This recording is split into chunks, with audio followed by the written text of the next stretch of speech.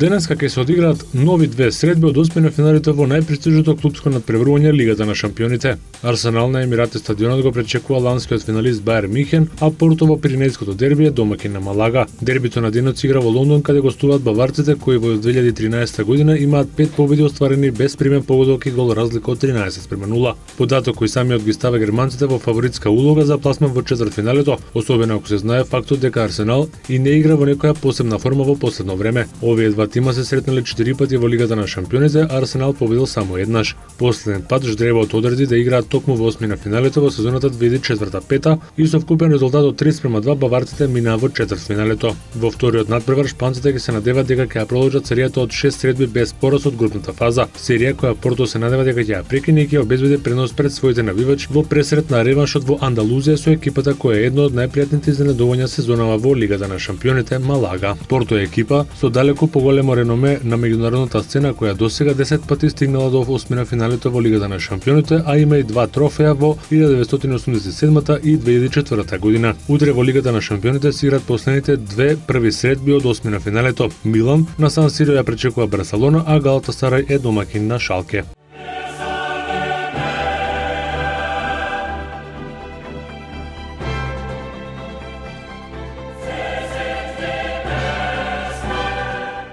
Познати се цените за квалификацијскиот надпревар со Белгија за пласман на светското фудбалско првенство во Бразил 2014 година. Фудбалската федерација на Македонија реши билетите да чинат од 250 до 500 денари во зависност од местоположбата на стадионот. Влезниците за западната и источната трибина ќе се продаваат по 250 денари, за југ и север ќе има билети од 350, 400 и 500 денари. Важниот квалификацијски дуел со силната Белгија доаѓа по победите над Србија, Словенија и Данска. По 4 одиграни кола, Македонија со 4 освоени бода се наделва на третото место заедно со Србија. Првите две позиции припаѓаат на Белгија и Хрватска кои имаат по 10 бода. Надпреварот со Белгија се игра на 22 март со почеток од 20 часот и 45 минути на арената Филип II.